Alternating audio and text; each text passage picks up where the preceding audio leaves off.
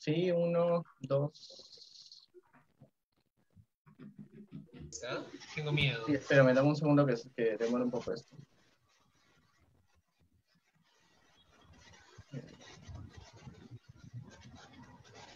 Sí, creo que ya estamos en vivo. Sí, Señor, bueno, sí. quisiera antes de comenzar, vamos a presentarnos un poco. Mi nombre es Diego, soy parte del equipo igual de Cuatro Gatos junto a Adrián, ¿no?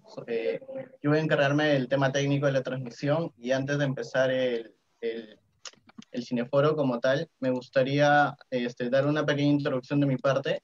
Hace un par de días escuché una conversación de Nelson Manrique, el historiador, que hablaba algo acerca de mi generación y justamente de este pequeño grupo que somos Cuatro Gatos, ¿no? Que nuestra generación es una generación que se pregunta qué pasó, ¿no? Y creo que esto es importante porque, y creo que esto incluso es el rol determinante de nuestra generación, ¿no? Creo que es el papel que debemos asumir de reconstruir y sobre todo de deconstruir, ¿no? Y creo que es el papel que debemos asumir todos nosotros. Eso es todo. Le doy el pase a Adrián para que empiece la conversación y espero que lo disfrutemos todos. Uy, Dios, esto va a estar interesante. Hola amigos, buenas noches, ¿cómo están? Gracias a todos los que nos acompañan en Zoom y a través de la transmisión en vivo de Cuatro Gatos. Bueno, Diego se presentó, mi nombre es Adrián, también soy parte del equipo y esta noche me toca moderar este pequeño conversatorio. Lima y Cuyaiki con todos. Nuestro grupo se llama Cuatro Gatos porque, bueno, muchas cosas, pero lo que nos interesa es promover la discusión de identidad y coyuntura a través del audiovisual.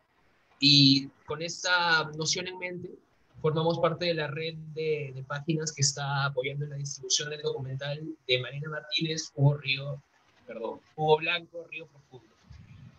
Así que esta noche, nada, les doy la bienvenida y les cuento que nos acompañan a través de Zoom dos ilustres guamanguinos con quienes vamos a conversar hoy sobre representaciones del campesino en el medio audiovisual peruano. Ellos son Lalo Parra, que es artista plástico, es profesor en Bellas Artes en Huamanga, cineasta y gestor cultural de Amaru Producciones, y Raquel Palomino, que es periodista especializada en comunicación social y magíster en sociología. Lo único que voy a hacer como preámbulo antes es que voy a compartirles un pequeño video de la directora que nos va a dar la bienvenida a este pequeño evento. Así que, Diego, cuando quieras.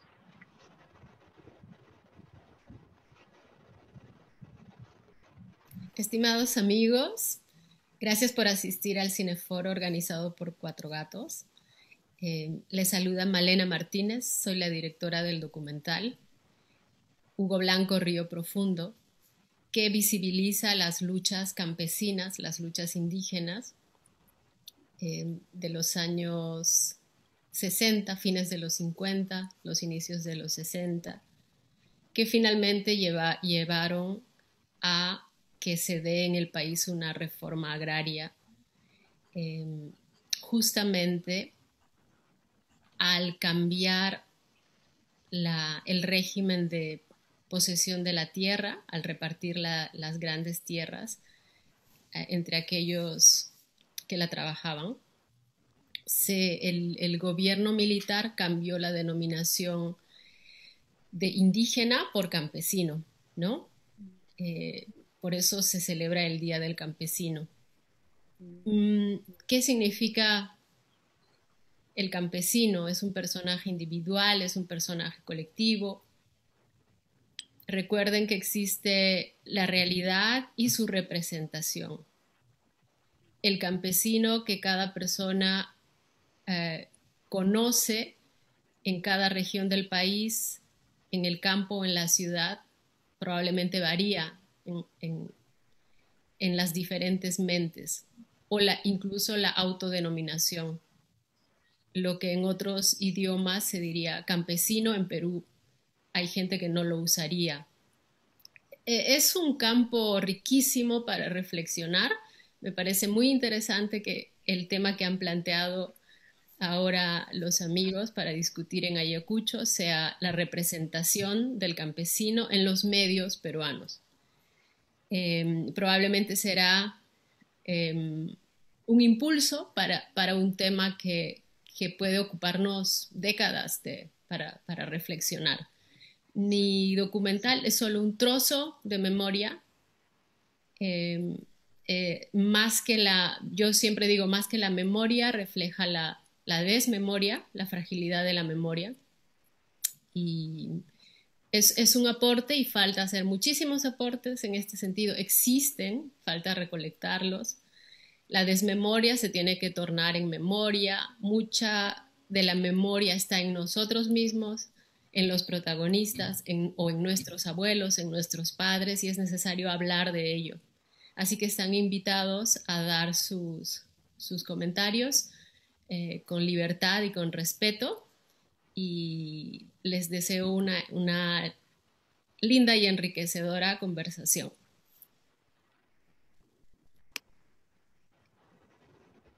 Genial, no sé si ya se nos puede ver otra vez. Yo quisiera repetir el pequeño énfasis en hacer un intercambio con respeto y escuchando a los demás. Y antes de dar la bienvenida a nuestros invitados, hablar tal vez un poquito de lo que ha ocurrido, no sé si todos se han enterado.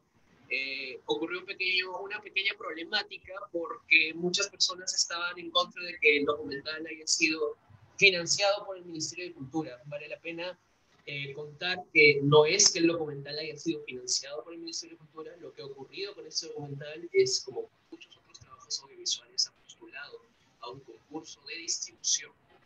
Y entre las personas con sus proyectos que han concursado han ganado el dinero de distribución, lo cual le permite a esta película llegar al público, llegar bueno, en este caso no a cines, sino poder organizar todo lo que hay detrás de esas transmisiones en vivo y demás. Sin más, gracias Malena por tus palabras. Vamos a tratar de hacer esto de la mejor manera posible.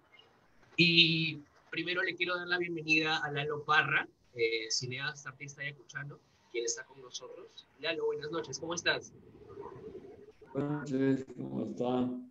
Encantado de participar en este conversatorio. Genial. Nos gustaría escuchar entonces, en primer lugar, tus impresiones acerca del documental que hemos podido ver, ¿no?, a lo largo del último día. Bueno, acerca del documental, se han dicho tantas cosas por las redes que no se muestran. Los que han visto el documental posiblemente tendrían otra opinión, ¿no? Entonces hay gente que ha hecho una serie de comentarios sin haberlo visto, por el simple hecho de tratarse de Hugo Blanco, ¿no? Ese es un gran problema que tenemos. Ya sabemos, pues, qué clase de personas están las que dicen eso, ¿no?, en nuestro país. Principalmente el grupo de siempre. Ya, respecto al documental, quiero manifestar que cada director, en este caso Malena, tiene un estilo propio de expresar, de mostrar su obra, ¿no? Como cualquier artista, porque el cine está considerado el séptimo arte y yo lo veo en ese sentido. Entonces son cosas que, igual como manifestaste, Adrián, tú no conocías a Hugo Blanco. Malena esas veces también creo que estaba muy pequeña, no la ha conocido en esa época, pero cuando lo conoció sintió esa necesidad de narrar, sintió esa necesidad de que había que mostrar al mundo entero quién era Hugo Blanco en el Perú. Hay algunos que lo llaman el Che Guevara peruano, ¿no? Siempre le han dicho eso, porque él siempre buscó y luchó por la igualdad de todos. Siempre ha pedido que el campesinado no sea, pues, marginado. Y en la época en que él vivió, precisamente estaba el latifundio. Poder económico se basaba en la tierra. Entonces, quienes manejaban o eran dueños del Perú eran los grandes latifundistas. Y en ese entonces, el campesino no valía nada. ¿No? Al campesino no lo consideraban para nada. Al campesino no le pagaban, lo explotaban, lo hacían trabajar. Como en el video se muestra, hay algunas partes también en la que indica, es el el abuso desmedido contra los campesinos al no poseer la tierra que era de ellos, porque la tierra es de los campesinos. Y hay una parte en que dice de que nosotros luchamos o reclamamos, pedimos que nos devuelvan lo que es nuestro, que nos han quitado, ¿no? Porque eso es lo que ha pasado en realidad, y esos sentimientos en quienes realizamos una labor artística, ya sea pintura, música, teatro, danza, y en este caso hablamos del cine, yo creo que eso es lo que ha llegado a calar en el sentimiento de Malena. Por eso Malena le ha dedicado, yo veo que es un trabajo excelente, lo ha hecho con corazón, ha hecho una investigación, se ha dado el trabajo de recorrer varios lugares, buscar gente, entrevistarlas, buscar material fotográfico, en fin, todo lo que ha podido para mostrarnos. Entonces yo creo que es un trabajo muy valioso en ese sentido. En el trabajo cinematográfico, la fotografía, el paisaje que se muestra, la atmósfera, la música. Y algo que quiero rescatar de este film es que haya sido Malena quien haya puesto la voz en off. Y en cada palabra que dice Malena está impregnada de esa fuerza que ella quería que exista en este documental. Si querías decir algo, creo. No, sí, no, gracias por tu comentario. No, quería plantear en base a lo que nos acabas de contar un poco, ¿no? Acerca de la investigación que se ha hecho también visual para algunas imágenes del documental. Hay escenas que hay una secuencia muy interesante en la que vemos esta pared con grietas, esta pared blanca con grietas, y de pronto vemos cómo se desvanecen, ¿no? Estas fotos de las luchas campesinas, como este episodio de la historia que no hemos conocido, que no todos conocemos, que no hemos recibido. Y en base a esto quería preguntarte, ¿cómo percibes tú que el documental muestra al campesino, ¿no? Desde un punto de vista individual, desde un punto de vista comunal o histórico? ¿Cómo lo percibes tú en el documental? Yo creo que en este documental se le da el valor que realmente merecen los campesinos. Hoy día se festeja el Día del Campesino, como lo dijo Malena. Más antes, cuando era yo pequeño, recuerdo, era Día de la Raza y era feriado. Después fue Día del Indio, ¿no? El indio suena un poco despectivo. Ahora la gente lo utiliza para insultar. Es un insulto decir indio, ¿no? Y Velasco Alvarado, a la reforma agraria, él cambia a campesino, el Día del Campesino.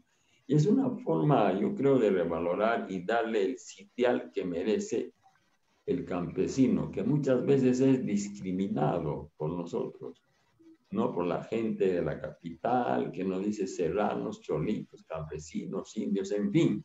Hasta los mismos serranos que llegan a Lima ya los maltratan, siendo de padres campesinos, ¿no? Entonces, algo que no debe existir eso, tenemos que hacer entender que eso no es así. ¿De qué manera te parece tal vez que el cine o el trabajo audiovisual puede tener una influencia sobre esto? Partiendo desde la idea de que, no sé si estás de acuerdo con la idea de que muchas veces la representación que se ha hecho en general del campesino, del campesinado en los medios audiovisuales peruanos ha sido bien sesgada, ¿no? Ha sido bien cercana más cercana al limeño, con ciertos tintes como discriminatorios la mayor parte del tiempo, a la paisana Jacinta, por ejemplo. ¿Qué opinas sobre eso tú? Bueno, son distintas visiones que tiene cada uno desde su forma de pensar, del estatus de cada persona, de la formación que tiene, ¿no? Entonces, como son todavía, si nos remontamos a los españoles muy brevemente, viene España, aparece la propiedad privada, antes la tierra era de todos, a partir de ahí se inicia todo ese problema. Entonces la aristocracia, que después se convierte en burguesía, ahora son los que están en el poder o la clase alta que llamamos, y los demás clase media y clase baja. Entonces, esa discriminación se mantiene aún en el Perú, eso sigue. Entonces, yo creo que en ese sentido, el hecho de que haya trabajado esto Malena me parece muy interesante, me parece muy bien, pero hay gente que debe entender, y el audiovisual es un arma muy fuerte, y porque todos ahora tenemos acceso a la televisión, al cine, a los celulares, YouTube, todos estamos viendo eso.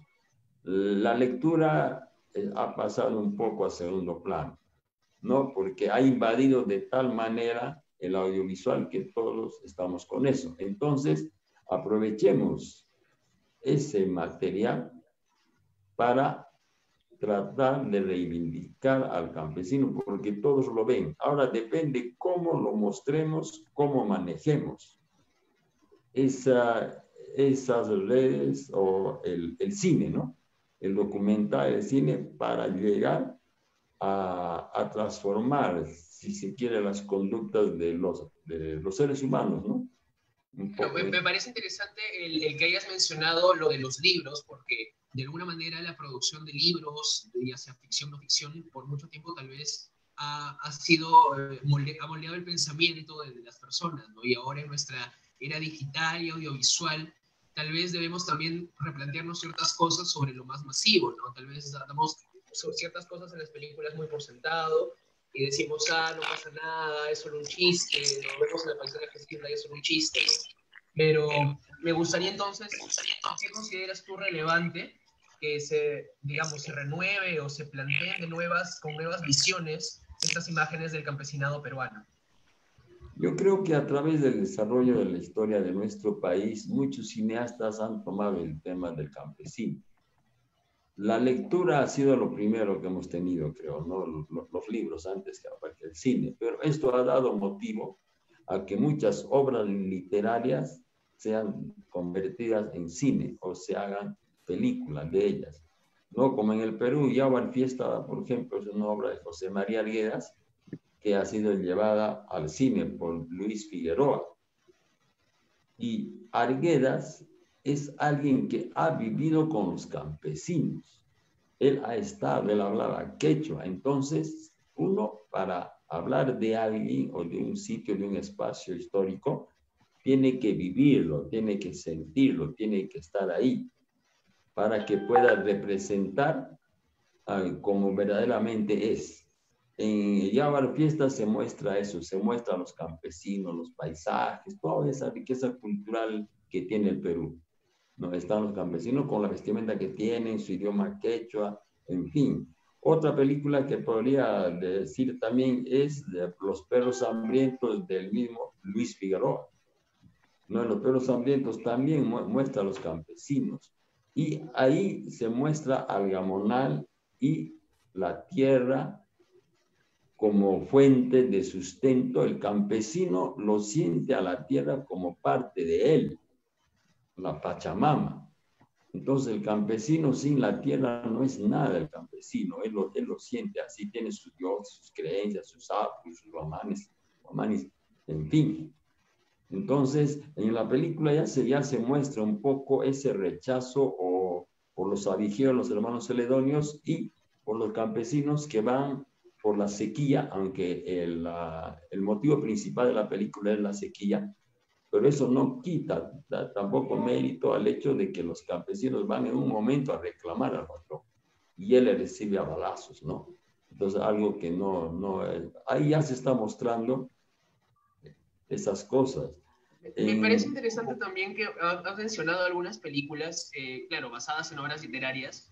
Me parece curioso que, bueno, no sé si será solo mi caso, pero probablemente más personas que están viendo esto no han escuchado o han escuchado poco de estas películas o de cine regional. Entonces, conociéndote a ti, a tu trabajo, cuéntanos también un poco de esto, ¿no? ¿Por qué se ve tan poco a nivel nacional o se mueve tan poco el cine regional? ¿No hay una falta de interés tal vez en estos nuevos enfoques? ¿O por qué crees que se da esto? Ya, bueno, en ese sentido, en la Oblico, por ejemplo, se muestra también eso, en Apurímac, ¿no? Una película también de Federico García.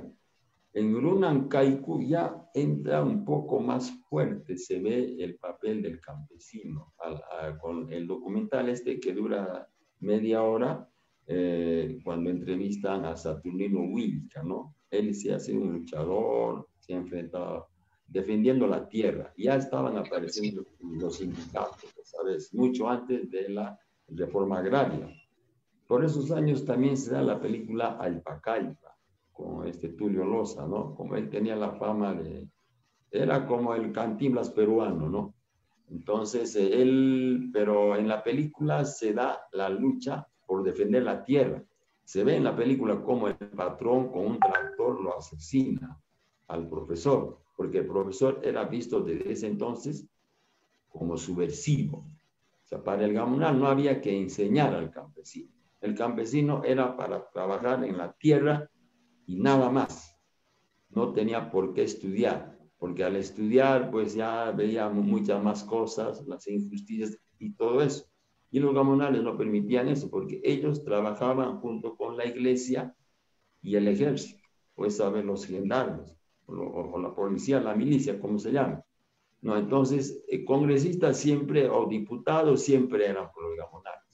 Ahora, en lo que tú me dices, de las películas regionales, por ejemplo, ahora las películas regionales han empezado a salir precisamente expresando un poco de eso, ¿no? Ya en el 96 es donde recién empieza en Ayacucho a salir las películas regionales, empíricamente, como nos dijeron en Lima, ¿no? Y nos decían cineastas andinos, ni siquiera cineastas, sino videastas, porque trabajábamos en video.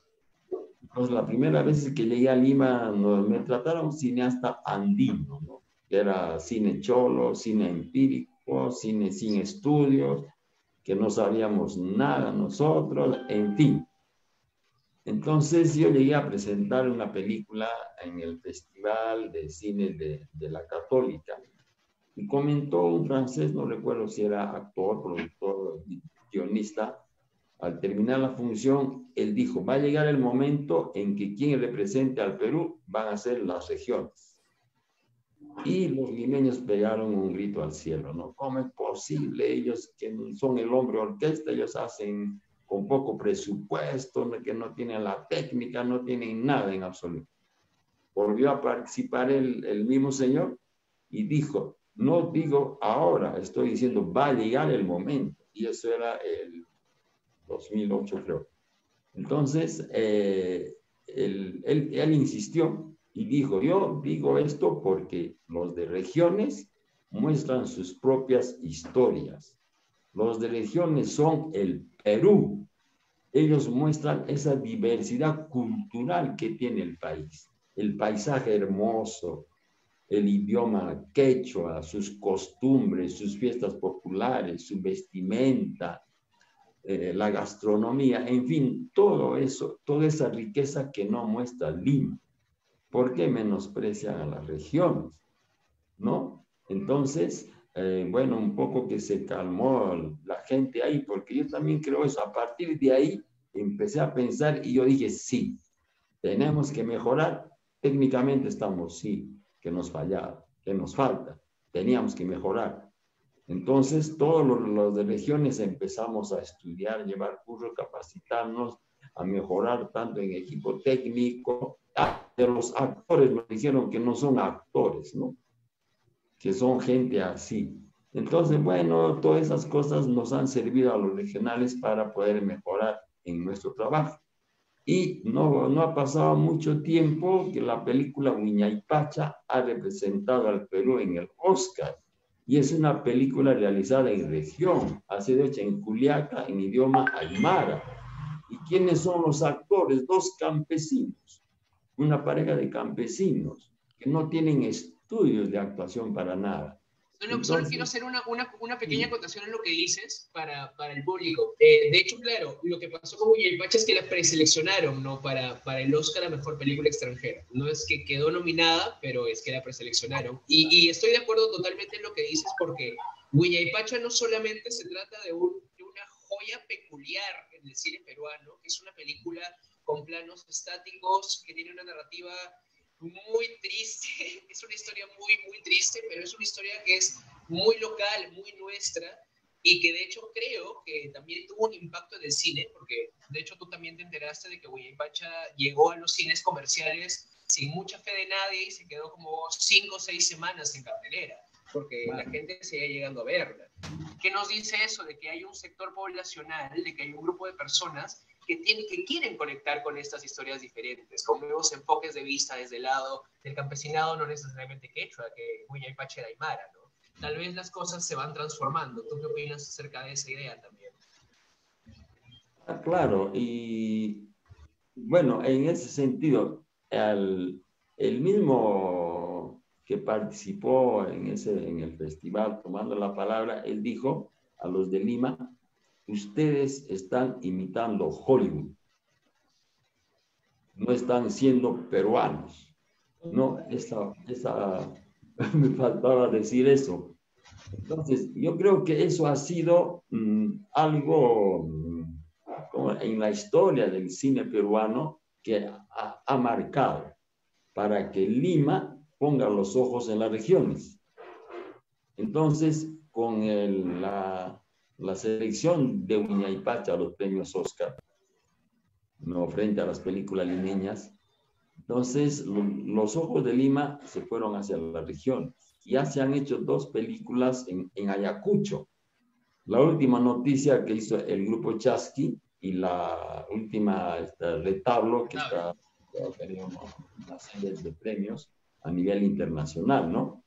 Entonces, ¿por qué se da eso de que el retablo, por ejemplo, haya llegado tan lejos, haya sido también seleccionada para los premios Oscar y es la película más premiada hasta ahora a nivel nacional? No hay película limeña en ese sentido. Entonces hay cosas que nos hacen reflexionar, nos hacen pensar y tenemos que ver cómo a partir de ahora realizamos las producciones cinematográficas. Ahora en Ayacucho y en todas las regiones ya estamos trabajando con jefes de área. Antes hacíamos solo todo el trabajo.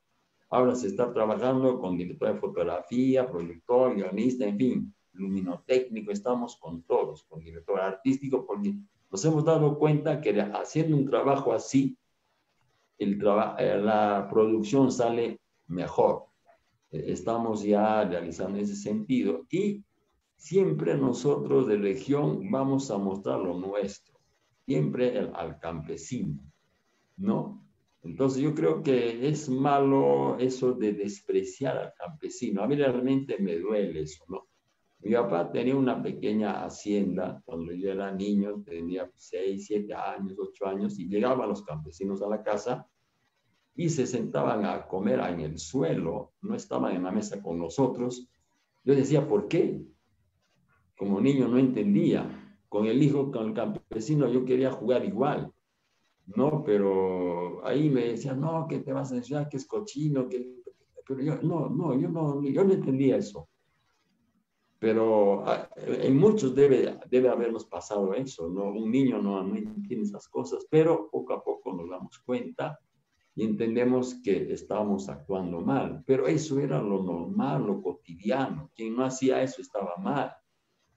Entonces, hay cosas que tenemos nosotros que ver. Ahora, el COVID nos ha atacado a todos y todos despreciamos. En Lima, peor en el micro, que sube un campesino, este cholo que me va a ensuciar, qué sé yo, ¿no? El copero, qué sé yo. Pero ahora... Quiero pensar que cada vez quedan menos personas que actúan así, al menos en la vía pública. Quiero pensar que hay menos. Sí, están un poco, pero todavía hay esas cosas, se da ese asunto. Y ahora habría que aprovechar este momento, como varios han dicho, que el coronavirus nos va a cambiar la forma de pensar, va a cambiar la forma de vida. Tenemos que hacer otra cosa y se va a hablar en algún momento antes del coronavirus y después del coronavirus, porque está marcando a nivel mundial. Entonces yo creo que eso va a ser así. Entonces ahora, ¿a quién denigramos, a quién despreciamos? Nos está manteniendo con la comida. ¿De dónde vienen los productos si no es del campo? Los campesinos tienen un rol importantísimo ahora para que estemos sobreviviendo a esta... Un rol importantísimo ahora, pero que es un rol que han tenido siempre, ¿no? Y que de hecho socialmente nunca ha sido reconocido de la misma manera. Es como la clásica de que es muy curioso, ¿no? Que a ti tus papás siempre te van a decir, estudia para ser ingeniero, doctor o lo que sea, porque si yo le dijera a mis papás, pucha papá, quiero ser campesino, quiero dar mis chakras cuando sea grande, quién sabe qué hubieran pensado mis papás, ¿no? Hay una noción más profunda incluso, creo. Claro, tienes razón en lo que dices, ¿no? Sino que aprovechemos ahora para revalorarlo al campesino. Él siempre ha tenido ese papel, el campesino, y siempre está postergado en toda época. Antes la tierra, por el gamonal, por la tierra de cultivo, por todo ello, y ahora con la minería. Ahora con la minería los están desalojando, los están asesinando. Es una cosa terrible que se sigue dando contra los campesinos por la explotación minera. Ellos dicen, ¿acaso comemos plata? Eso dice mucho del campesino. Ellos cuidan su tierra, como este documental que se hizo La hija de la laguna, que hizo Tito Cabellos, ahí muestra esa relación que tiene, bueno, no, me olvidé el nombre de la protagonista, ve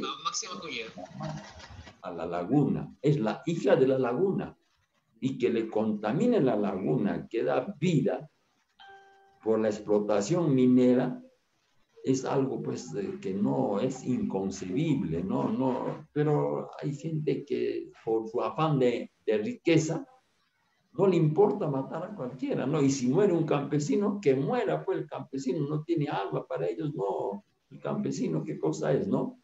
Vamos, de hecho, a ahondar un poquito más de estos temas, un poco de los medios masivos. Gracias, Lalo, por tu participación. Ha sido muy genial conversar en este primer bloque contigo.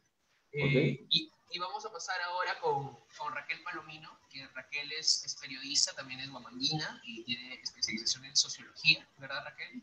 No estoy mal. Hola, ¿me escuchas? Sí, hola, ¿cómo estás? Hola, muy bien. ¿Qué tal? Genial. ¿Qué tal? ¿Me escuchan? Sí, claro. Bueno, Raquel, cuéntanos un poco, ¿no? Primero para abrir este segundo bloque, donde vamos a pasar un poco de la ficción que conversamos con Lalo, algo no tan ficticio. Cuéntanos, ¿no? ¿Tienes alguna impresión acerca del documental de Malena? Bueno, en primer lugar, querer agradecer a Cuatro Gatos, comunicadores jóvenes, ¿sí? Que están haciendo todo este esfuerzo por abrir un espacio de reflexión y de debate a partir de propuestas como las que ha realizado Malena, que me parecen súper importantes. Y al respecto, destacar, como me preguntas, digamos, al documental como un valioso aporte a la reconstrucción de nuestra memoria histórica, ¿no? Sobre todo sobre las luchas campesinas y sobre Hugo Branco, ¿no? Memorias, además, como ella misma dice, silenciadas por la memoria oficial. Y además, y ahí va un poquito mi aporte, me gustaría aportar, digamos, desde una dimensión de nuestra sociedad que es muy importante y que casi no se analiza mucho y que tiene que ver con la comunicación social o la comunicación masiva, ¿no? ¿Qué expresa, digamos, este documental en esos espacios? ¿Qué se construye? ¿Qué se disputa? Porque es importante. Creo que son algunos de los temitas que vamos a conversar ahora. Por supuesto que sí, vamos. Bueno, como mencioné hace un momento, ¿no? Esto de la polémica que se generó con el ministerio fue algo que, bueno, nos mostró que, como vemos, hay muchas posturas aún teniendo roces un poco, no diría violentos, ¿no? Pero complicados con ciertos temas de nuestra historia y de nuestra identidad como nación, ¿no? Entonces, quisiera quizás partir de ahí, ¿no? Tu opinión con respecto a esta última polémica que ocurrió de intento de censura del documental. Bueno, decirte que es parte de lo que a diario se desarrolla y vemos en los procesos de comunicación masiva. Ya lo decía Martín Barbero, que es justamente en los procesos de comunicación masiva donde se van a dar, donde se puede observar cómo diferentes actores van a pugnar por tratar de convencer a la opinión pública, digamos, acerca de que sus interpretaciones sobre los hechos son los justos, los correctos, es la verdad absoluta, ¿no? Y entonces, como muy bien dices, el anuncio fue de la proyección del documental por parte de Huayca, ¿sí? Digamos que generó una batalla más, una pugna más en los espacios de comunicación social, ¿no? Pero sin embargo agrego algo más que de alguna u otra manera ya lo señalé, ¿no? Tiene que ver con cómo en estos espacios de comunicación masiva, como es que ahora ya se han convertido en las redes sociales prácticamente, ¿no? Se dan también batallas por la memoria, Adrián, por la memoria histórica, ¿no? Que es una propuesta del documental. Y en este sentido, Adrián, y como comunicadores, señalar que entonces los medios de comunicación se convierten, según lo que plantea Elizabeth Yeli, en una especie de vehículos por la memoria, ¿no? Y es aquí donde se dan esas disputas que tú mencionas. De hecho, hablando de las disputas justamente, porque claro, en verdad, creo que lo mencionó Lalo, pero siempre tiene que ver no mucho con el contexto y con la educación que uno puede o no tener. Y eso ya es un tema mucho más amplio, ¿no? Pero sí me interesaría que nos cuentes un poco sobre algo que muchas veces damos por alto, ¿no? Es como uno está acostumbrado, bueno, veo las noticias, ¿no? O consumo tal página, o le doy like a tal página, sin tal vez darse cuenta de todo lo que implica eso, ¿no? Es como, no todos los medios tienen el mismo enfoque o los mismos intereses, y eso también pesa en la construcción del imaginario social que los peruanos tenemos de nosotros mismos, ¿no? Del campesinado, de la cultura afroperuana, de minorías, y de 8 cosas más. Entonces, me gustaría saber sobre cuál es el rol que tienen los medios de comunicación masivos o ahora en Internet para construir la opinión pública del campesinado. ¿Cómo lo has percibido del campesinado en el Perú?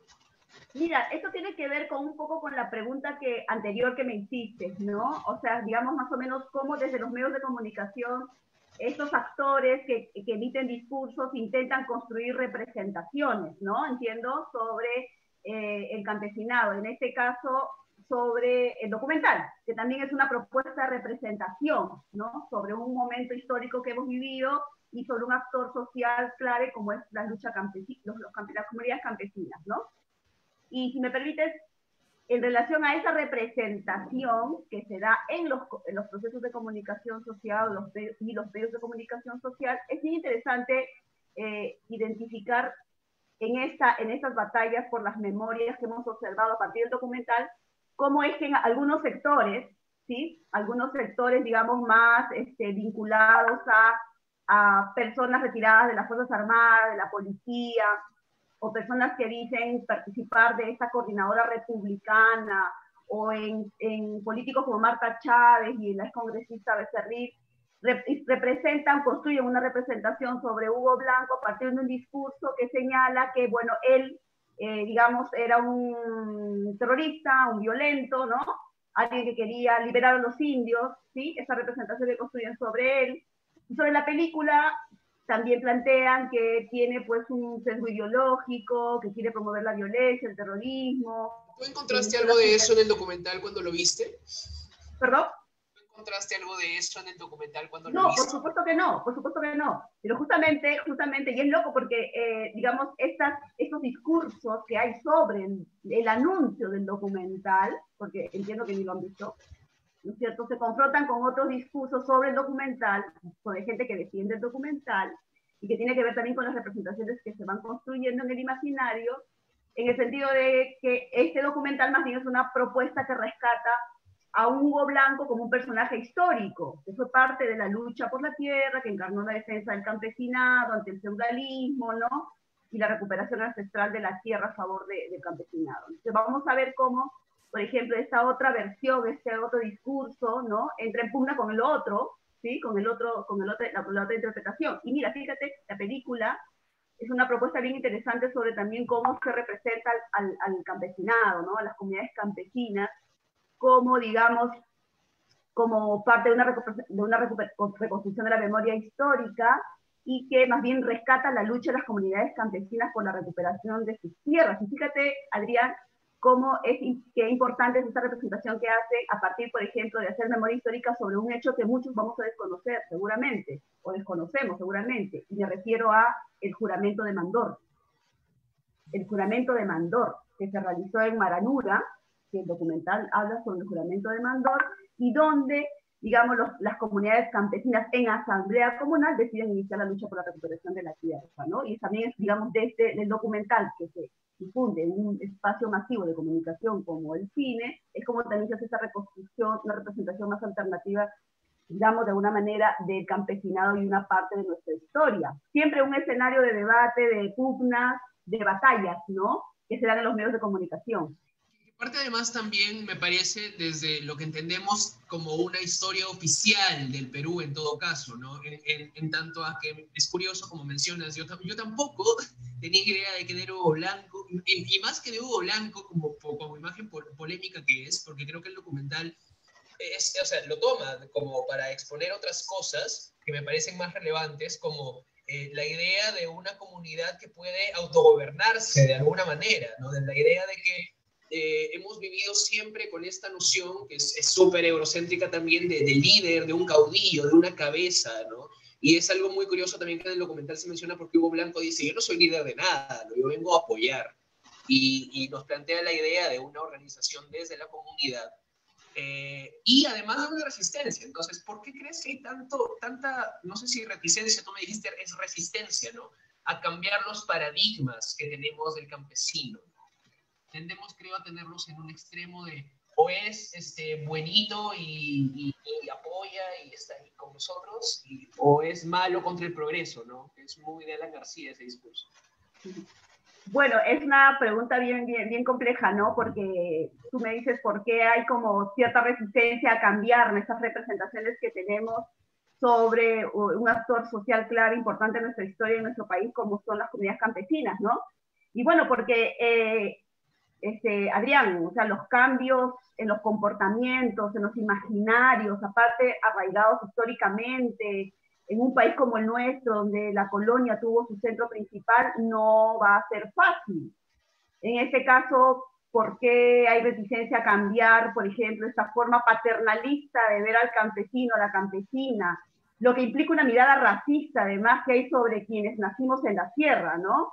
O sea, es decir, esa mirada que sentimos cuando nos ven de más a menos, como no iguales en derechos, solamente por tener un color de piel diferente o por pertenecer a una cultura diferente. No va a ser fácil, hay reticencia, por supuesto, estos debates que se han dado en torno al anuncio de la película por Huayca y el supuesto auspicio del Ministerio de Cultura también lo han revelado así, esos discursos también revelan un profundo racismo y discriminación. No va a bastar una campaña ni meses de cuarentena han logrado incluso que cambiemos nuestros comportamientos en cuanto a distancia social y lavado de manos, por ejemplo, ¿no es cierto? Y yo creo opinar humildemente que esos cambios van a ser parte de un proceso político, social, cultural y hasta económico, Adrián, que implicará democratizar nuestra sociedad y donde, digamos, el rol de los medios de comunicación es clave, ¿no Adrián? Tú mencionabas hace un rato cuando conversabas con la otra persona invitada, en el sentido de, por ejemplo, qué pasa con la paisana Jacinta, ¿no? Entonces, estos cambios de mirada sobre un actor clave importante en nuestro país, va a ser bien difícil, en países como el nuestro, donde la paisana Jacinta, el programa sobre la paisana Jacinta tiene bastante audiencia, ¿cierto? O donde hay gente que votó por un presidente que llamó a los indígenas de la Amazonía ciudadanos de segunda categoría, ¿sí? O un país donde el nuestro, donde una de las características del racismo que sufrimos es el autorracismo, es la negación y el autodesprecio que tenemos hacia nosotros mismos, ¿no? Partiendo por no digamos, aceptar nuestra identidad indígena. Me parece muy importante hacer tal vez un pequeño hincapié ahí porque creo que también tiene que ver incluso con esto de la identidad campesina, ¿no? Y claro, mencionas que es importante el trabajo que se hace en medios, pero esta relación con los medios, que creo yo, no muchas veces hemos entendido nuestra relación con los medios o con lo que consumimos como una relación en la que recibimos, ¿no? Y no somos agentes de procesar esta información, que es también como lo que ha pasado con el documental, que dicen, es apología, la gente no va a pensar, o sea, es tomar a las personas por tontos, ¿no?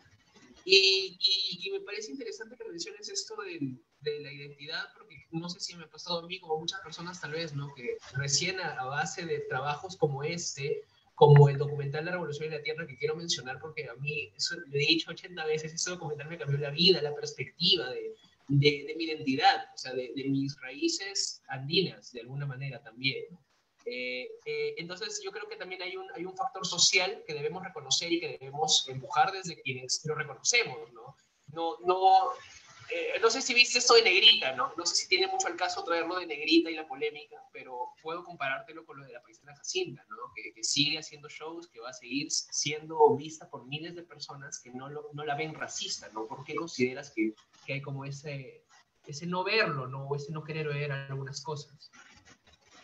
Claro, como te señalaba hace un momento, ¿no? Porque tenemos un arraigado cultura discriminadora, racista, que, digamos, no la expresamos así porque ahora se ve mal que sea racista, ¿no? Públicamente, ¿no? Se ve feo, no da, ¿no?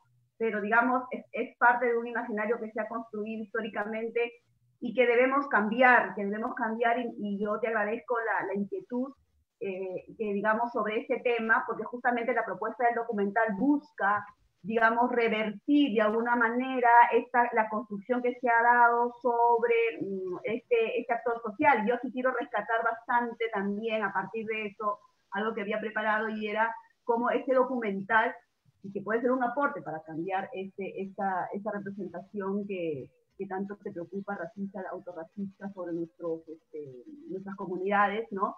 Es esa parte del documental, cuando es el fin de la primera parte, donde de manera sublime, poética, no se rescata el diálogo entre Hugo Blanco y Arguedas, y además una lectura en quechua de ese intercambio epistolar.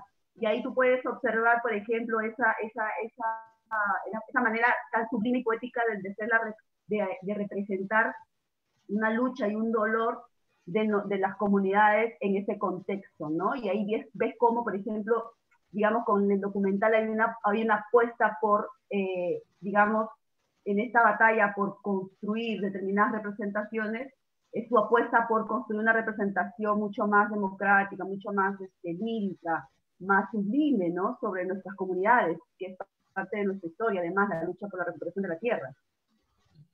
Ahora, para ir como también cerrando, no sé si nos queda mucho tiempo. Diego me escribió para que esté pendiente del tiempo.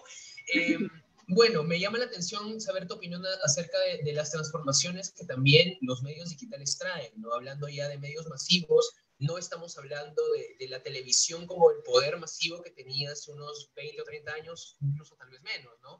Entonces, me gustaría saber qué perspectiva tienes tú de la transformación que se ha dado de los medios masivos y que cada vez nos volvemos más digitales, más web, más internet, ¿no? Y qué implicancias también podría tener eso en este replanteamiento de identidad del que estamos conversando, ¿no? Bueno, brevemente señalar que, digamos, si bien hay una revolución con esta digitalización de la comunicación, hay una revolución en cuanto a los medios y canales de comunicación, y también, por supuesto, sobre los códigos, porque no es lo mismo escribir para un medio impreso que escribir para una página web, o hacer un audiovisual para, digamos, un medio de comunicación televisivo masivo, o hacer un audiovisual, ¿no? Un playground para un Facebook, ¿no es cierto? Si bien, digamos, hay cambios en los canales, hay cambios en los códigos, sin embargo, me preocupa que no, digamos, hasta qué punto, en todo caso lo planteo, hasta qué punto estos cambios en los canales, estos cambios en los códigos, hasta qué punto van a favorecer, o deberían favorecer en todo caso, estos cambios de mentalidades, ¿no? Estos cambios de representaciones, estos cambios de sentimiento, y este cambio en el sentido de cómo me veo yo, ¿no? Cómo me valoro yo, cómo me proyecto yo en este documental. Y yo rescato algo que decías, ¿no? Para nuestra generación, la tuya, es muy importante este documental porque nos responde una pregunta que nos hicimos como generación, ¿no? Que es, ¿qué pasó? ¿Qué pasó en esos años? Eso lo dijo Diego, pero sí, totalmente de acuerdo. ¿Qué pasó en esos años? ¿Qué pasó en esos años, cierto? Y entonces, los canales digitales, por supuesto, nos van a ayudar a democratizar un poco quizás el debate. De hecho, este foro no se podría haber hecho en un medio masivo de comunicación, por Canal 4, por Canal 5, como nos podrían... Olvídate, no, ¿cómo? ¿Dónde firmo? Más bien, hablando justo sobre esto, ¿no? Claro. De las redes, porque me parece importante que hables de que sí, se revoluciona el medio, se revoluciona cómo hacemos el mensaje, pero muchas veces lo que no revolucionamos son las ideas que traemos o con las que creamos, ¿no? Somos herramientas. Entonces, ¿qué me puedes decir sobre eso, tal vez, desde tu tu perspectiva. Tal cual. Has resumido en un titular lo que quería decir. O sea, es importante el cambio de los canales, los códigos, la digitalización, más rápido, más digital, más fugaz, todo, ¿no? Que son características de la comunicación digital ahora. Pero, digamos, lo importante es centrarnos, como también lo dice Martín Rincón, un comunicador especialista en esto, y colombiano, que recomiendo. Él dice también, hay que centrarnos en el qué de la comunicación. O sea, en el qué difundo, ¿no? En el contenido. Obviamente, respetando estos lenguajes y estos canales. Por eso yo reitero, Adrián, Diego, amigos de Cuatro Gatos, la importancia de lo que están haciendo ahora como comunicadora, ¿no? Una doble importancia, porque están ingresando a la escena con este documental, como conversábamos también previamente, a un escenario de la comunicación social donde se van a dar diferentes batallas por la memoria, en este caso a través de este documental. Y quisiera también rescatar lo que la misma Malena le señala en el documental, ¿no? Ella dice, las luchas campesinas, guerrilleras y terroristas se han confundido, ¿sí? Sobre todo se han confundido, o se han buscado confundir ante una generación como la de ella, que nació y sufrió los años del conflicto armado interno, donde el sueño por una revolución se tornó una pesadilla, ¿no? Sin embargo, como ella misma seguimos señala también, perdóname, también como después, si bien la generación de Malena ha vivido el periodo negro del país, quienes somos hijos de los 90 no estamos tan lejos. Yo recuerdo tener 3 años y haber escuchado la palabra Vladivideo, ¿no? Por ejemplo. Entonces, claro. A veces uno no se da cuenta de en qué contexto ha llegado este país, porque también pasa que mediáticamente hablando, el consumo al que estamos nosotros o solemos estar sujetos en redes es muy gringo, es muy externo o es muy centrado en Lima, qué sé yo, ¿no? Entonces ahí hay una cosa bien curiosa también, no sé qué opinas al respecto. Sí, claro, por supuesto. Por supuesto, o sea, tu generación, como la generación de Malena, como mi generación, somos parte de una sociedad post-conflicto, ¿no? De una sociedad post-conflicto, durante y post-conflicto, que tiene que ver con todo este conflicto armado interno, ¿sí? Donde de alguna u otra manera sufrimos las consecuencias, los impactos de manera directa o indirecta. Por eso no es, digamos, no es casual ni viene de la nada que ustedes, a la edad que tienen, siendo comunicadores muy jóvenes, estén interesados por preguntarse qué pasó en esos años de los 60, qué pasó en los 80, que Malena, motivada por, digamos, por esta violencia, se pregunte qué pasó en los 60, en qué se diferencia lo que pasó en los 80, diferencia que queda súper clara en el documental, que el mismo Hugo Blanco lo aclara, que el documental lo plantea. Una cosa es la lucha campesina, otra cosa es el terrorismo entero. Y en fin, entonces, digamos, me parece súper importante y atinado lo que señalas, ¿no? Al respecto. Bueno, entonces creo que con esto estamos cerrando nuestros 25 minutos. Yo voy a abrir rapidito mi chat acá porque debo haber recibido ya las preguntas. Muchas gracias, Raquel. Gracias, Lalo, de nuevo por su participación. Si me permites un ratito, Adrián, te escuchamos. Sí, solo cerrar esta parte resaltando, digamos, la importancia del documental, ¿no? En la lucha por reconstruir históricamente nuestra memoria, la importancia de la actividad que hacen ustedes para, digamos, en un escenario de la comunicación social, entrar en esta batalla por las memorias, y resaltar algo que la misma Malena señala en el documental, ¿no? Dice, hay que ser parte de estas batallas por la memoria histórica, es un aporte lo del documental, con un objetivo, ¿no? El objetivo es que nazca la esperanza, Adrián, para que muera el miedo, ¿no? Y el miedo a hablar de lo que pasó y de lo que hemos vivido como país, que es lo que estamos haciendo ahora, ¿no? Genial.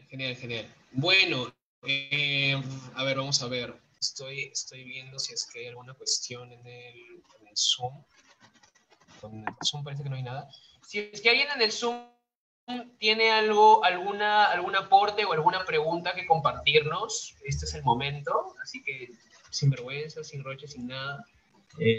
Tenemos un momento para hacer las preguntas. Estoy viendo la transmisión en vivo. Porque he estado de acuerdo con todo lo que ha dicho Lalo y Raquel. Yo trato de ver Bueno, yo he estado tomando fotos en los 80 y 90, estoy haciendo mi publicación sobre todos esos años, ¿no? Entonces a mí me fui al Cusco y bueno, estudiando la historia, ¿no? ¿Qué pasó en la conquista? En el sentido de que cuando vinieron los españoles les quitaron toda su identidad, ¿no? A los pueblos originarios, ¿no? No podían comer su comida, no podían. Entonces ahí está el inicio de ese horrible racismo que todavía, ¿no? Todavía estamos con esas, ¿no? Pero a mí me pareció, me impactó bastante o sea, leyendo historia y todo eso, que eso es lo que hicieron, les quitaron su religión, ¿no? Les pusieron, ¿no? O sea, y lo interesante, por ejemplo, del Inti Raymi, que me parecía que a veces cuando sacaban a los santos, ponían también parte de piedras atrás para representar a sus huacas. ¿Ya? Entonces, ellos no se han dejado pisar, ¿no? Eso es lo que a mí me fascinó, ¿no? O sea, digamos, o sea, yo estoy haciendo sobre el conflicto, pero yo también trato de entender lo que estoy haciendo, ¿no? Entonces, y a mí siempre me ha, la idea del racismo internalizado en el Perú es, bueno, y también en otros países, ¿no? Es un hecho, pues eso, y que todo el mundo dice, ay, yo no soy racista, yo no sé, y son súper racistas, ¿no? O sea, ¿no? Trato, en todo, pues en todas sus opiniones. Mira, ¿cómo es posible que un documental como ese de Hugo Blanco haga tanto escándalo, ¿no? Cuando es algo, es parte de la historia, ¿no? También, ¿acaso hacen escándalo cuando enseñan un documental de Hitler? Tampoco no dicen, ay, no puedes ver eso, él es un asesino. O sea, por favor, oye, no, estamos súper mal. Es como hay muchos temas que nos resistimos a ver, ¿no? Que no queremos tal vez percibir en toda la magnitud que son. O sea, de hecho, no entendemos siquiera o no percibimos que la población del campesinado ha sido buena parte del Perú desde su independencia y que siempre ha estado ajena a la vida limeña de alguna manera, ¿no? Además, todos los pueblos, todas las culturas tienen campesinos, oye, y todos los campesinos son los que dan la comida, ¿no? Entonces, eso también es otra, ¿no? O sea, que en otros países también hay campesinos, ¿no? Entonces acá es por implantar su racismo, ¿no? Y el súper libro de, ¿cómo se llama? Nelson Marrí, que vinieron los saracenos, él ahí estudia todo ese racismo internalizado, ¿no? Que es súper. Que hay Sí, que, en esto hay que fotocopiarse, ¿no? Si no hay tema como copia, ya para comprar. Yo también Gracias. lo tengo copia. Gracias, Vera, por tu aporte. Raquel, ¿ibas a decir algo? Disculpa. Sí, coincido con lo que señala el participante y quería como que rescatar o sea, la película, el documental me conmovió desde un inicio porque incluso ingresa con una toma del ala de un avión, ¿no? Y empieza incluye algunas frases del informe de la Comisión de la Verdad, ¿no? Del informe final de la Comisión de la Verdad, y dice ahí la tragedia que sufrieron los pobladores pobres rurales no fue sentida ni asumida como propia por el resto del país. Inmediatamente, si tú lees esa frase, esa conclusión, esa reflexión, claro, lo puedes aplicar tanto en la lucha durante los años del pongaje, ¿no? Y de la servidumbre, como en los años del conflicto armado interno, con el mismo actor, digamos, víctima de todo esto, ¿no? En una parte. Sí. Raquel, disculpa, vamos a darle el pase a nuestra pregunta, nuestra única pregunta de la noche. Pero tenemos a Jorge Aramburu, que tiene ahorita la palabra. Jorge, ¿cómo estás? Buenas noches. Sí. ¿Qué tal? ¿Cómo están? Buenas noches. Saludos desde Ayacucho y gracias por la proyección de anoche, realmente interesante. Una curiosidad, hay una escena que creo es en la Universidad de San Marcos, donde Hugo Blanco está invitado junto a otras 3 personas. ¿Por qué tan poca gente en ese escritorio? Me llamó la atención viendo la categoría de personaje, ¿no? Y estando en San Marcos. ¿De pronto hay alguna respuesta para eso? No sé si Lalo o Raquel quieren tomarla. Yo tengo una idea, pero los invitados podrían responderte. ¿Alguien quiere tomar la palabra? Lalo. Bueno, yo creo que Hugo Blanco, para la generación que estaba en ese momento en San Marcos, no era conocido. Porque él, después de que salió de la prisión, bueno, él estuvo en México, estuvo en otros lugares y un poco que pasó desapercibido y ya no estaba la imagen de Hugo Blanco. Ahora, supongo que al realizar el rodaje, Malena haya convocado a algunas personas para armar eso, ¿no? Para en el proceso del trabajo. Puede ser también ello. Y se nota la asistencia de personas mayores, ¿no? No sé si recuerdas, Jorge. Ahí están personas de la época de Hugo Blanco, los que conocían ese movimiento. Y un par de jóvenes. Claro, aparte de los... Y unos cuantos jóvenes ya aparecen inclusive con sus celulares filmando, tomando fotos. ¿No? Personas tal vez así como los 4 gatos, ojalá que aumenten ahora que sean más gatos, que tengan esas ideas, esos pensamientos y que se vuelvan tigres, ¿no? Yo creo que sería bueno. Gracias, Lalo.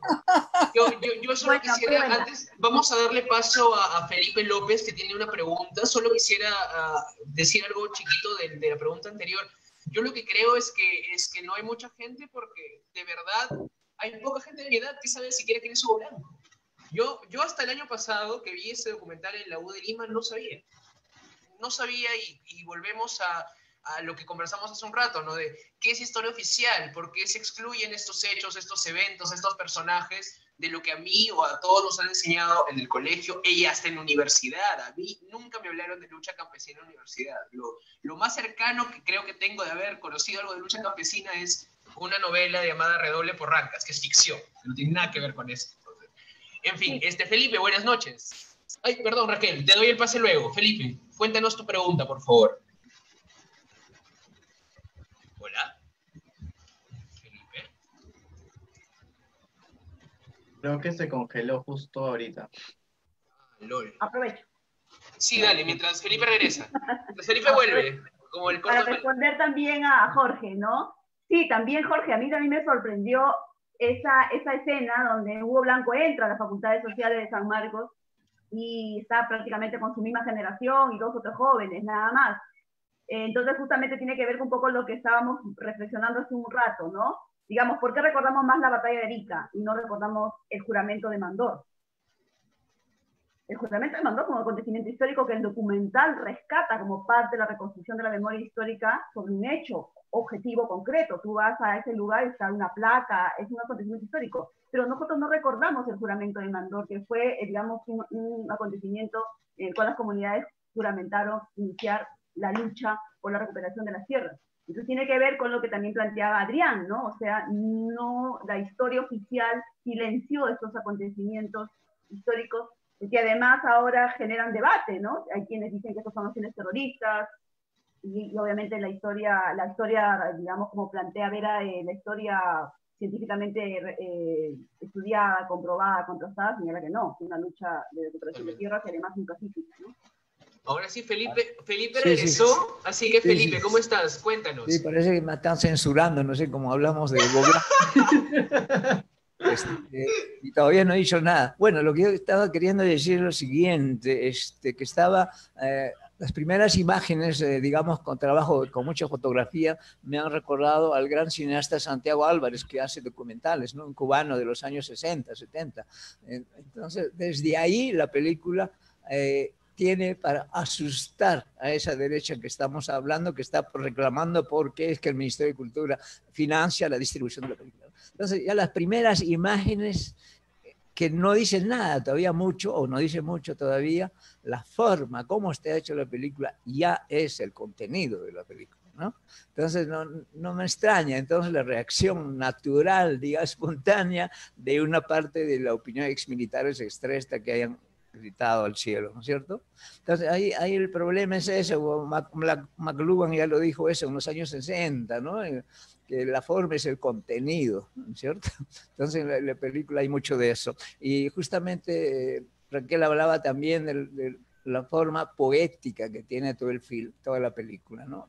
El contenido de la película es bastante político, discurso es político, ¿no? Político en el más amplio sentido de la palabra, pero la forma es muy poética, muy estética, muy bien filmada, con mucha sutilidad, ¿no? Hace pasar muchos mensajes, lo cual me parece en esta época de la civilización de la imagen, como ya se dijo, es muy importante la forma, ¿no es cierto?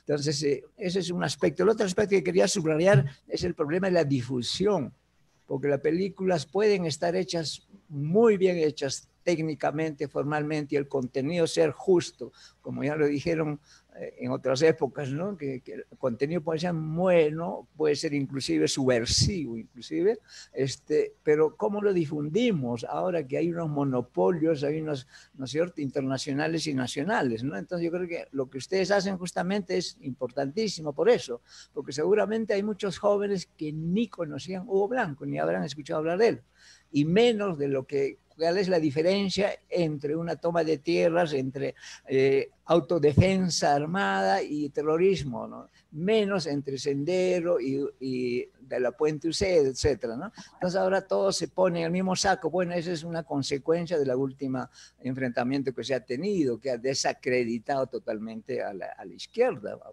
por lo menos hasta ahora. Hay mucho trabajo que hacer para reivindicar, para reconstruir la imagen, digamos, de la izquierda, ¿no es cierto?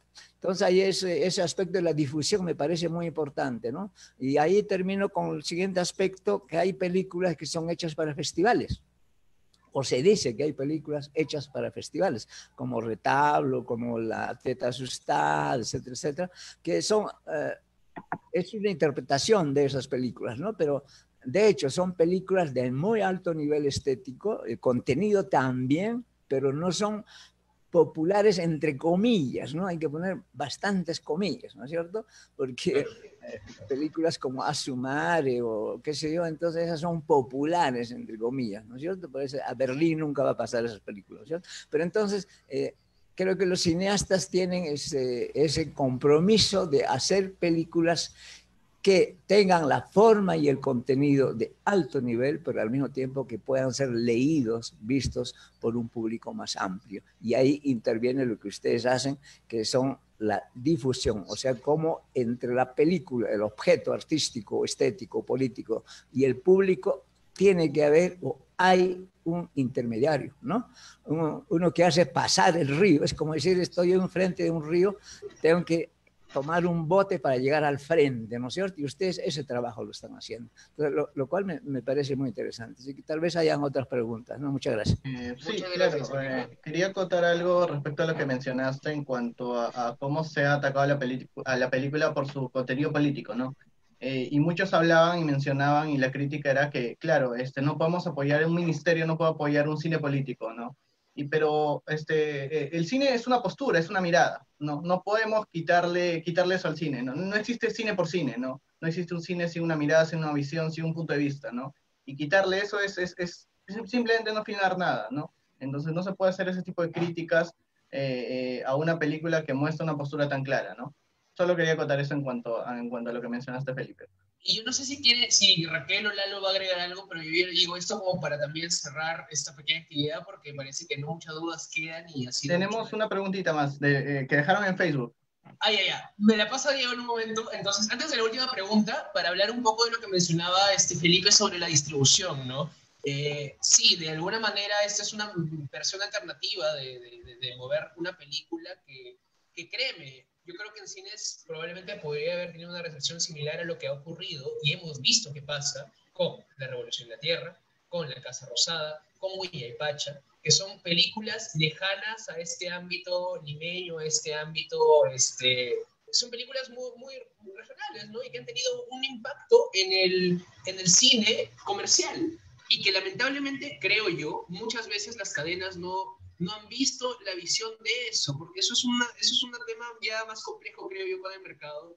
Yo no estoy en contra del sistema, no creo que el dinero es malo de por sí, ni nada por el estilo, pero sí creo que hay muchas prioridades que no se han reevaluado, ¿no? Y que una gran empresa que lucra con el cine, que no solo es entretenimiento, sino también es ideas, es imágenes, es construcción, de alguna manera, no vio o no ve el potencial que tiene todo este material del mundo interior del país. Entonces, cierro con eso. Y pasamos a la siguiente pregunta, Diego.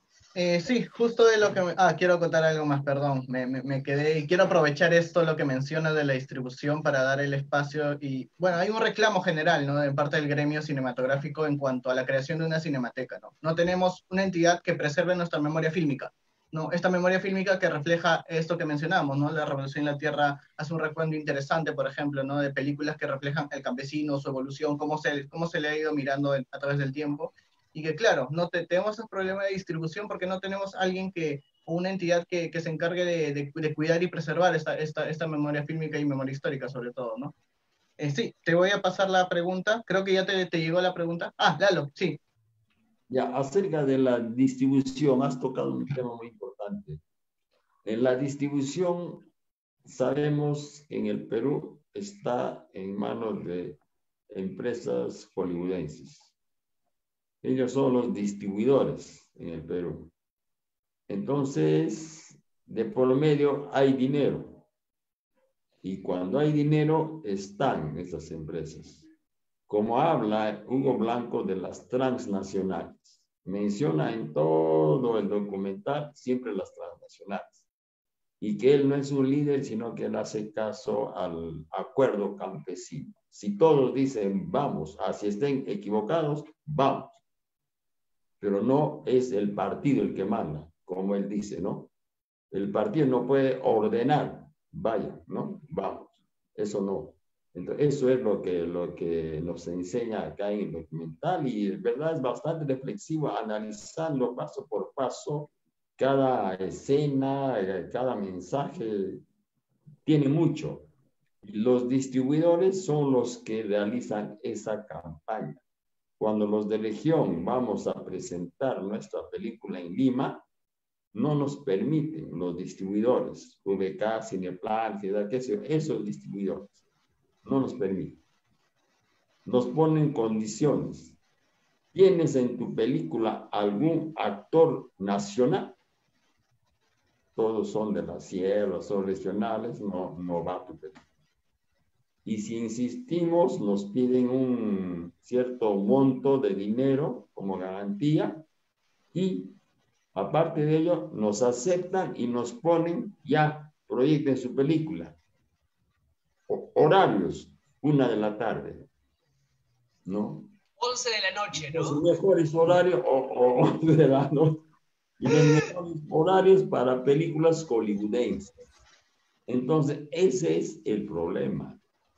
El problema es del sistema, ¿no? Es una cuestión que, bueno, es mucho más grande, ¿no? No sé. Y eso es un problema que también, bueno, ya cada quien ojalá pueda verlo por su cuenta, porque la idea creo no es imponer algo a nadie acá, sino que todos podamos darnos cuenta con lo que vemos alrededor. Y en raíz de eso voy a terminar nuestro evento de hoy, que voy a agradecerle a todos por acompañarnos. Yo tengo un pequeño comentario sobre lo que comentabas un rato, Felipe. Dale. Sí, y tiene que ver con, digamos esta suerte de, a partir de ese debate que se ha generado, ¿no? Ante el anuncio del documental por Huayca, digamos, y en relación a las izquierdas, ¿no? A mí me parece muy importante el aporte del documental también porque en el documental se plantea claramente la diferencia entre las luchas campesinas por la recuperación de las tierras y las acciones senderistas, que además fueron 20 años después, ¿no? Y ahí incluso Hugo Blanco señala en el mismo documental que en la lucha por las tierras era la asamblea la que decía, era la asamblea comunal la gran autoridad, que no se podía ir en contra de la decisión de la gente. Lo que Sendero Luminoso, digamos, no hizo años después, ¿no? Porque todos ya sabemos que quiso imponer, su ideología a punta de muerte, sangre, dolor y terror, y que justamente esta imposición generó el sacrificio de miles y miles de campesinos y campesinas que quizás sufrieron tanto o más como lo que sufrieron durante los años del pongaje, ¿no? Hago este paralelo porque, digamos, el documental también hay una cierta propuesta de querer hacer un paralelo entre lo que pasó en esos años y lo que pasó después. Y también rápidamente resaltar lo que el mismo Hugo Blanco señala en el documental. Señala y resalta que, digamos, él estaba y está en contra de convencer a la gente con el uso del terror, ¿sí? Entonces eso me parece súper importante rescatar también de la propuesta del documental. Por algo el nombre de Hugo Blanco estuvo en la lista de perseguidos tanto de las Fuerzas Armadas como años después en la lista de los perseguidos por Sendero Luminoso, ¿no? Genial, gracias Raquel. Yo tengo una preguntita, ¿cómo puedo verlo? El documental. Bueno, voy a responder rapidito, a ver, antes de la última pregunta. Para quienes no han visto el documental aún, les sugiero hoy mismo, ahorita ya, buscar en Facebook la página de Hugo Blanco Río Profundo, que es la página del documental, porque tenemos... ¿Hugo Blanco? Ah, Río Profundo. Sí, Hugo Blanco Río Profundo. Está en inglés también, es Hugo Blanco Deep River. Y el próximo mes va a haber una proyección pública. Para todas las personas que no han podido anotarse con nosotros, Cuatro Gatos, o con Apu, que está haciendo la proyección para Cajamarca, va a haber una proyección en julio, así que ya llega. Y bueno, para ir cerrando... Online va a ser. Sí, esa sí va a ser en streaming, ¿no? Lo que hemos hecho nosotros es repartir un poco pases virtuales, pero esta proyección sí va a ser a través de la página misma del documental. Ya. Entonces ya bacán, ya. Y bueno, finalmente, nuestra pregunta de redes viene de Beatriz Cerrón. No sé si quien quiera tomarlo de nuestros invitados está invitado a tomarlo. Hay grandes estudios acerca del cine y memoria de la época del terrorismo, pero, y esto la pregunta, ¿no? ¿Se conocen investigaciones sobre la memoria y lo visual de esta historia peruana? No entiendo bien la pregunta. ¿Cuál? Pero voy a repetirla, y creo que voy a aprovechar que Vera Lenz, que no sé si la conocen, pero Vera Lenz es una fotógrafa muy reconocida, es docente universitaria, es fotógrafa periodística y tiene mucho trabajo hecho con comunidades campesinas y alrededor del terrorismo. Estuvo en la toma de la embajada japonesa. Vera Lenz es una capa, si no la conocen. Y además su aporte al informe de la Comisión de la Verdad, ¿no? A través de su documentación fotográfica, por supuesto. Totalmente. Y tal vez sí, claro, si Vera quiere responder, no, la pregunta yo entiendo que si conocen investigaciones de la memoria y lo visual de la época del terrorismo, ¿no? ¿Qué nos puedes contar un poco, tal vez tú, Vera, que has estado más cerca a esto? ¿Cómo, aparte de ti, ¿no? ¿Cuánta representación visual o cuánto ha habido del terrorismo? No hay mucho porque no había acceso. O sea, nosotros para los periodistas no teníamos acceso ni para un lado ni para el otro, ¿no? Digamos, o sea, un poco más para el MRTA, pero con Sendero no era nada, ¿no? Entonces, y ellos tampoco han filmado sus retiradas, ellos tampoco han filmado. Lo que hay, por ejemplo, es el Channel 4 de Inglaterra. Ellos vinieron, ¿no? Y hay que buscar ese documental, ¿no? O sea, ellos vinieron y se fueron a ver un comité popular abierto, ¿ya? Pero nosotros, los periodistas ahí, no hemos tenido nada de acceso, ¿no? Era una situación sin acceso, ¿no? No hemos tenido, lo que más o menos terminamos de hacer es el resultado de la violencia, o sea, los muertos, las fosas, ¿no? Y si llegábamos a los sitios, porque también era difícil informarse dónde había pasado algo, ¿no?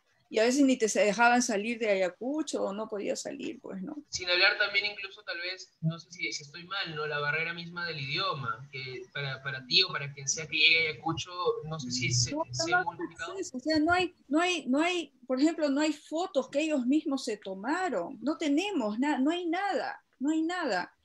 Por ejemplo, si tú ves la Segunda Guerra Mundial, ahí hay, los soldados tomaban las cosas horribles que hacían, habían de los nazis que estaban en los campamentos, se tomaban ahí, había de todo, había documentación, hay documentación, podemos ver, acá no es como un silencio visual, ¿no? De lo que pasó. Entonces necesitamos los testimonios, muy importante, antes que toda la gente se vaya, ¿no? O sea, y volver a los lugares, ¿no? Y buscar a los testigos, ¿no? A buscar a los testigos, ¿no? Que son tantos, ¿no? Y a veces... Gracias, Vera, por poner acá sobre la mesa un tema que es tan importante como es la falta de representación de un periodo tan crucial de nuestra historia que nos ha marcado hasta ahora, ¿no? Y voy a darle pase ahora... También lo que debe ser interesante es recopilar quizás archivos de las mismas comunidades, que ellos quizás tienen fotos personales. Eso sería otra forma de recopilar un poco la historia, no necesariamente de la época sendero, pero de antes, ¿no? O sea, se tiene que hacer ese trabajo, ¿no? Porque ese es un súper trabajo. Eso todo falta para la identidad y todo eso, ¿no? Porque eran como, no, ¿qué decían? Que el Perú era un país sin habitantes, ¿no? Y que tenían que traer habitantes de otros países. Oye, ¡qué vergüenza! ¡Qué vergüenza! ¿Ah? Ese está en el libro, sí, ese está en el libro. Es verdad, es verdad, es verdad. Pero, oye, ¿no? O sea, ese impactante, oye, yo no puedo. Pagaban a inmigrantes europeos para quedarse en colonias, en Chanchamayo y en otros lugares del país. Increíble que no hay un país sin habitantes, ¿no? O sea, el racismo era tanto que las personas no eran ni reconocidas como seres humanos, oye. Y eso hay que verlo claramente, ¿no? Así es. Gracias, Vera. Vamos a darle el pase a Humberto Sarmiento, que tiene una pregunta. Humberto, sí. por favor. Bueno, más que una pregunta, un comentario, ¿no? Sobre documentación de lo que es violencia política. Hay trabajos de teatro. Yo he hecho una tesis sobre arte y violencia política, no específicamente Sendero. Bueno, hace años hicimos un video documental que salía a Vera Lentz, que se llamó Fotógrafo de Guerra. Lo pueden encontrar en YouTube. Esa documentación está ahí, la pueden acceder a ella. Y hay un libro de Toledo Bruckmann que se llama Retablos de la Violencia, Teatro de la Violencia, más que todo escrito, ¿no?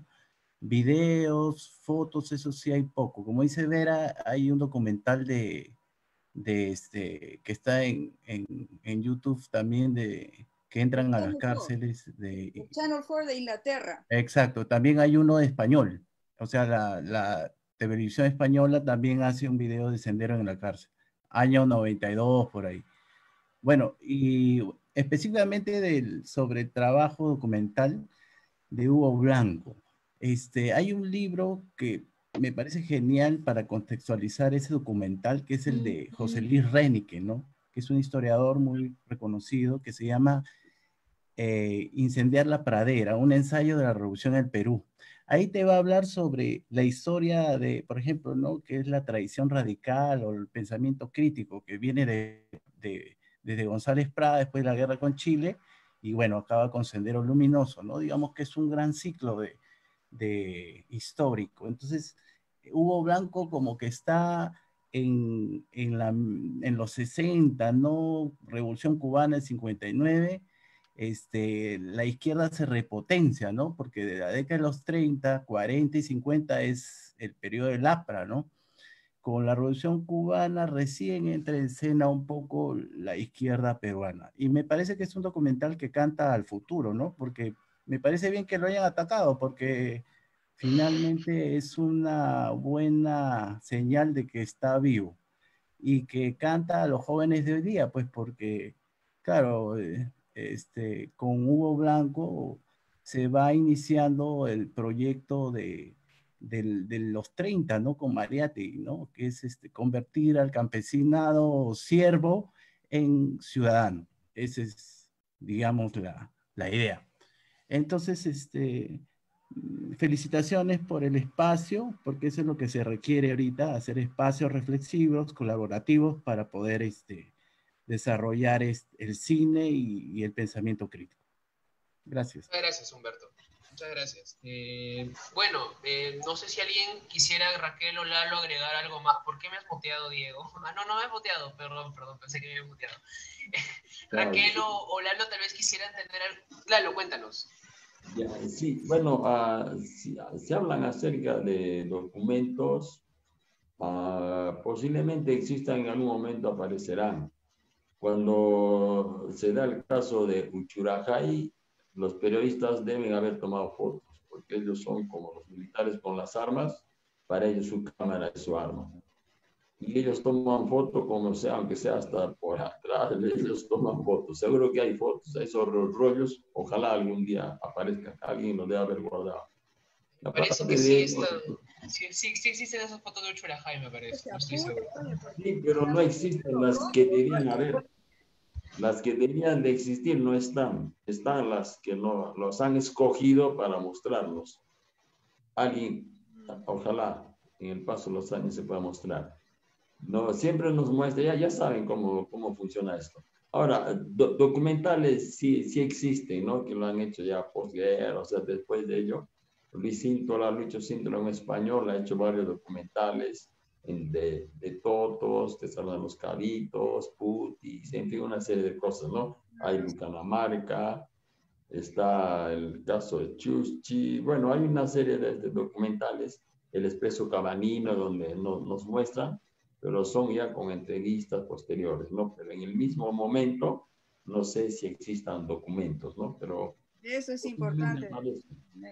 Posiblemente, no pierdo las esperanzas de que en algún momento deben aparecer. Nunca se deberían perder. Dale, Lalo, ¿algún comentario tal vez que te gustaría dar para concluir con nuestra jornada de hoy? Bueno, felicitar a Malena, ¿no? Por haber tomado al personaje de Hugo Blanco, por visibilizarlo a Tupac Amaru, a Hugo Blanco, en este momento donde ya no lo estaban conociendo la gente, ¿no? Por ejemplo, tu generación no lo conocía a Hugo Blanco, no sabían quién era Hugo Blanco, y es necesario porque es parte de la historia, es parte de la memoria histórica que tiene el país, y es uno de los que ha iniciado el movimiento, o de los que luchó por el movimiento campesino, según como él manifiesta, era recuperar la tierra, recuperar lo que les habían quitado, ¿no? Porque esa es la filosofía y el pensamiento andino. Entonces, sí, siempre digo que no, la Pachamama, que es una liaison entre el campesino y la tierra. Eso es, creo, lo más rescatable en este documental, y felicitar a Malena por haber tomado este tema y la forma como lo ha presentado. Ya lo dijo Felipe, que desde el inicio ya este documental ya estábamos sabiendo qué iba a mostrar, qué iba a decir desde el vuelo, que se supone que ella venía de Austria, ¿no? Entonces es un trabajo realmente impresionante, tiene todo el valor estético, en fin, yo lo califico así de una calidad, el documental. Y bueno, decirles pues a la gente, esos comentarios que hacen, ya sabemos de dónde vienen, quiénes son los que hacen, ¿no? El grupo de, bueno, apristas, fujimoristas, los militares, en fin, esas personas que nunca para ellos va a estar bien, porque ya tienen esos prejuicios, ¿no?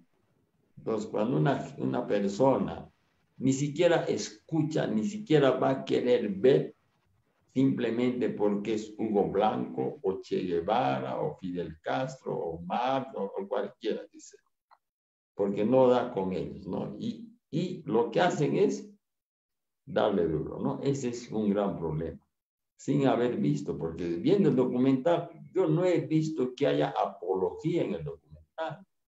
No sé de dónde dicen, de dónde sacan que es apología. Yo no he visto apología, ¿no? Porque Hugo Blanco inclusive habla en un momento, habla o no está de acuerdo con el movimiento o con la forma de actuar de Sendero, ¿no? Entonces eso ya dice muchas cosas. Él trabaja por recuperar, él es campesino. Entonces él ha tratado de luchar por eso. Eso es lo importante y lo valioso en este documental. Entonces yo quería rescatar eso y sería todo. Muchas gracias y feliz día del campesino a todos. Gracias, Lalo. Muchas gracias. Raquel, cuéntanos, ¿algunas palabras para concluir? Sí, bueno, igualmente, al igual que Lalo, agradecer a Malena por este aporte, este importante aporte, digamos, en la reconstrucción de nuestra memoria histórica sobre un hecho tan importante también para nuestra historia como es la lucha por la recuperación de la tierra, ¿no? Y en relación al gran aporte que ustedes están haciendo, reiterar algo. Si bien ya sabemos de dónde vienen estas interpretaciones, estos discursos, que no son nuevos, que no son aislados, que hay detrás de ahí un discurso que ya se puede aplicar a diferentes acontecimientos, sin embargo, no centrarnos en ellos, sino centrarnos en la opinión pública, en las nuevas generaciones, porque, por ejemplo, no tenemos ahorita como una evidencia de qué opina la gente, la mayoría, los jóvenes, sobre Hugo Blanco, sobre la lucha por las tierras, ¿no? Por la recuperación de las tierras. No tenemos hoy ese conocimiento. Entonces, sí me parece súper importante, reitero nuevamente lo que hace Cuatro Gatos, porque está entrando a una escena de disputa, ¿sí? Para lograr convencer en esa disputa, ¿no? A las grandes mayorías, entiendo yo, a los jóvenes, según sean sus públicos, sobre la necesidad de mirar el pasado, mirar la historia, mirarla de manera seria, además, de manera documentada. Y en esta batalla, reitero, hay que tomar posición. Hay que tomar posición, y la posición, y yo se lo sugiero, es tomar posición por, digamos, aportar en la construcción de una memoria, en la construcción de una hegemonía, sobre una memoria que contribuye a la democratización, a la justicia, ¿sí? A cambiar esa representación sobre las comunidades campesinas, porque, digamos, es nuestro pueblo, de ahí venimos, es parte de nuestra historia, es parte de nuestros sentimientos, es parte de nuestra piel. Entonces, bienvenidas a este escenario tan interesante de la comunicación social, donde van a librar muchas batallas, y esta quizás es la primera, lo conversamos previamente, y bueno, con la seguridad de que van a tener muchas gratificaciones, los van a querer intimidar, no hay que tener miedo, estamos en lo correcto y en lo justo. Un gran abrazo. Gracias, Raquel. Diego, ¿tú quisieras decir algo para cerrar o concluimos? No, nada, quería agradecer a todos por su presencia, por tomarse este tiempo realmente para compartir con nosotros, y nada, ¿no? Nos vemos en la siguiente función, que se viene una. Sí, vamos a tener novedades pronto. Cualquier cosa, nada, para concluir, agradecerles no solo a las personas en el Zoom, sino también a quienes han estado ahí toda la conversación en Facebook, o intermitentemente, eso es bueno también. Síganos en nuestras redes como 4miaus.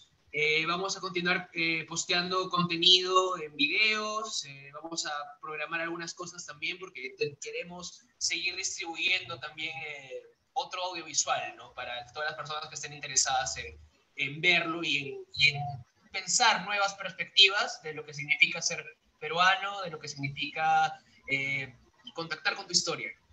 Y eso es todo. Les agradecemos mucho por su compañía, y estamos viéndonos pronto.